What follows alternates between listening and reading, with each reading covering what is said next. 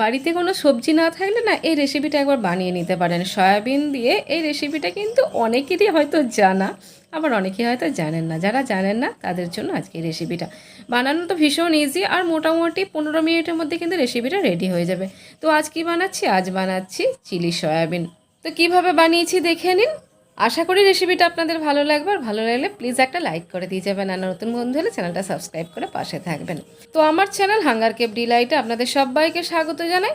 চলুন আর বেশি কথা না বাড়িয়ে রেসিপিটা স্টার্ট করা যাক। তো চিলি সয়াবিন বানানোর জন্য প্রথমেই তো লাগবে সয়াবিন, যেগুলো আমি আগে থেকেই কিন্তু ভিজিয়ে রেখেছিলাম। মোটামুটি 15-20 মিনিট আমি নর্মাল জলে ভিজিয়ে রেখেছি। এগুলো কিন্তু খুব ভালোভাবে ভিজে গেছে। এবার এগুলো একটু বয়েল করে নেব। তো তার জন্য আমি একটা কড়া নিয়ে নিয়েছি, আর কড়ার মধ্যে দিয়ে দিলাম পরিমাণ মতো জল, আর দিয়ে দেবো এর মধ্যে লবণ।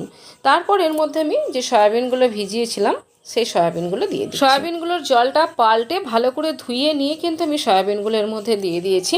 যেই জলটার মধ্যে ভিজেছিলাম সেই জলটা কিন্তু আমি ফেলে দিয়েছি। এবার ঢাকা দিয়ে 5 মিনিট মতো আমি এটা বয়েল করে নিয়েছি। খুব বেশি নরম বানানোর দরকার নেই, ফুটে গেলে আর 1 মিনিট মতো তারপর এটা বয়েল করে নিলেই কিন্তু হয়ে যাবে। জলটা ফেলে দেবো, তারপর ভালো করে চেপে জলটা বের করে নিয়ে দেখুন আমি চলে এসেছি, একটা আলাদা বলে ট্রান্সফার করে নিলাম। দেখতে পাচ্ছেন যতটা সম্ভব জলটা বের করে দেবেন। এবার এর মধ্যে আমি অ্যাড করে দিচ্ছি গোলমরিচের গুঁড়ো। এটা নিয়েছি 1/4 টিস্পুন মতো। এবার দিয়ে দিচ্ছি অল্প একটু লবণ। লবণটা কিন্তু অবশ্যই বুঝে দেবেন, কারণ সেদ্ধ করার সময় কিন্তু লবণ ইউজ করা হয়েছে। এবার এর মধ্যে অ্যাড করে দিলাম 1/4 কাপ কর্নফ্লাওয়ার, আর দিয়ে দিলাম 1 টিস্পুন আদা রসুনের পেস্ট। এবার এর মধ্যে অ্যাড করে দেবো একটা ডিম। আমি একটা ডিমই ইউজ করছি। যদি মনে হয় যে মাখার সময় যে ঠিকমতো মাখা যাচ্ছে না, তাহলে 2টো ডিম ইউজ করতে পারেন। আর যারা ডিম খান না তারা কিন্তু ডিমটা স্কিপ করে শুধু একটু জল দিয়ে মাখিয়ে নিতে পারেন।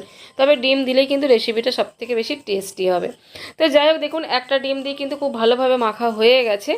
আর আরেকটা কথা বলে দিই, যাদের কাছে কর্নফ্লাওয়ার থাকবে না তারা কিন্তু অ্যারারুট দিয়েও রেসিপিটা বানাতে পারেন, কোনো অসুবিধা নেই। সেম টেস্ট হবে আর সেম দেখতেও হবে। তো যাই হোক, এবার দেখুন তেল গরম করে নিয়েছি। আমি ম্যারিনেশনটা 5 মিনিটের জন্য ছেড়ে দিয়েছিলাম। 5 মিনিট পর এগুলো আমি ভেজে নিচ্ছি। সাদা তেল ইউজ করছি। 2টো ব্যাচে কিন্তু আমি এটা ভেজে নেব।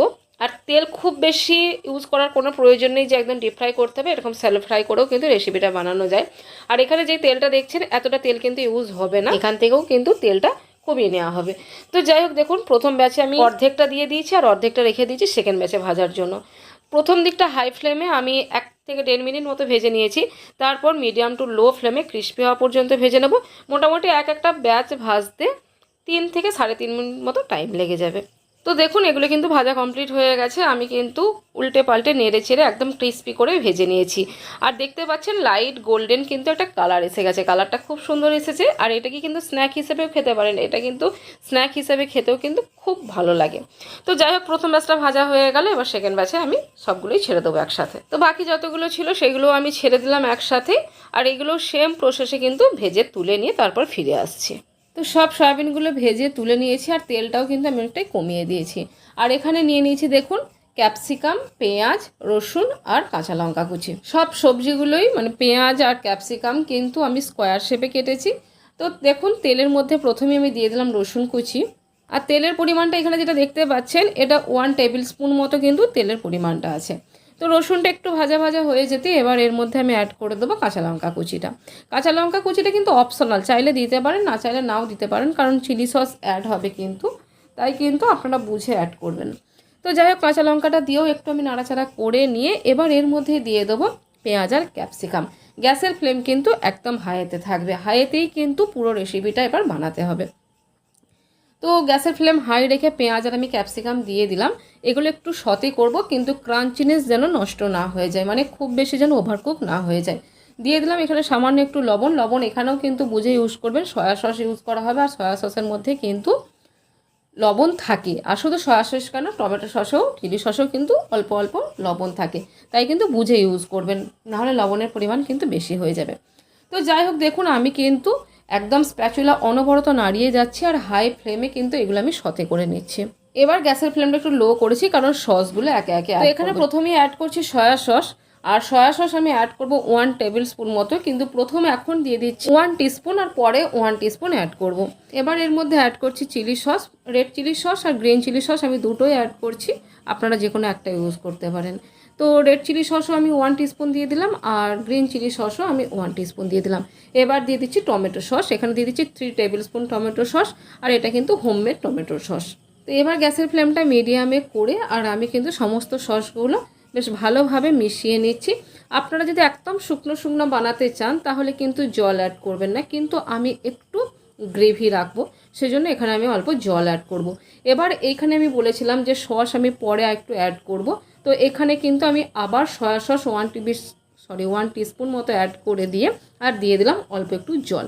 জলটা এখানে অ্যাড করেছি 1/2 কাপের মতো। তো জলটা দেওয়ার পর একটু সামান্য ফুটে উঠতে আমি সয়াবিনগুলো অ্যাড করে দিয়েছি, যে সয়াবিনগুলো কিন্তু আমি আগে থেকে ফ্রাই করে রেখেছি। এবার সয়াবিনগুলো দিয়ে মিডিয়াম ফ্লেমে আমি একটু রান্না করব। আপনারা যদি চান গ্যাসের ফ্লেম হাই করে রান্নাটা করতে পারেন, কিন্তু আমি জাস্ট একটু ক্রিস্পিনেসটা কাটিয়ে একটু গ্রেভি করব, সেই জন্য কিন্তু আমি জলটা অ্যাড করে গ্যাসের ফ্লেমটা মিডিয়ামে রেখেছি। আর আপনারা যদি স্টার্টার হিসেবে ইউজ করতে চান অথবা ক্রিস্পি রাখতে চান তাহলে কিন্তু গ্যাসের ফ্লেমটা হাই করেই রান্নাটা করবেন। তো যাই হোক, দেখতে পাচ্ছেন খুব ভালো মতো ফুটে গেছে। এবার এর মধ্যে আমি অল্প একটু কর্নফ্লাওয়ারকে জলে গুলে নিয়ে আর অ্যাড করে দিলাম। আর কর্নফ্লাওয়ার পরিমাণটা কতটা দেবেন, এটা 1 টিস্পুন থেকে 1 টেবিল স্পুন অ্যাড করতে পারেন। তো আমি এখানে 1 টেবিল স্পুন অ্যাড করেছি, কারণ গ্রেভিটা একটু থিক বানানোর জন্য। তো কর্নফ্লাওয়ারের স্যালারিটা দিয়ে কিন্তু বেশিক্ষণ রান্না করা যাবে না, সাথে সাথেই কিন্তু এটা থিক হতে শুরু করে দেবে।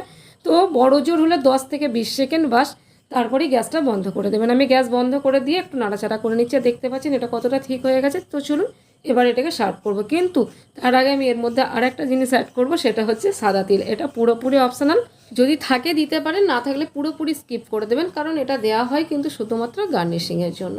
তো যাই হোক, এটা তো রেডি হয়ে গেছে। তো চলুন এবার সার্ভ করে দিই। আর এই রেসিপিটা কিন্তু দেখলেন তো কত তাড়াতাড়ি হয়ে গেল, আর বানানো কিন্তু ভীষণ ইজি, সবাই বানাতে পারবেন। তো আমি সার্ভ করে দিচ্ছি। আর এটা কিন্তু রুটি, পরাঠা, লাচ্ছা আর ফ্রায়েড রাইস আর পোলাও, ফ্রায়েড রাইসের সাথে সব থেকে বেশি ভালো যায়। তো আপনাদের যেই ডিশের সাথে ইচ্ছা হয় সেই ডিশের সাথেই সার্ভ করতে পারেন।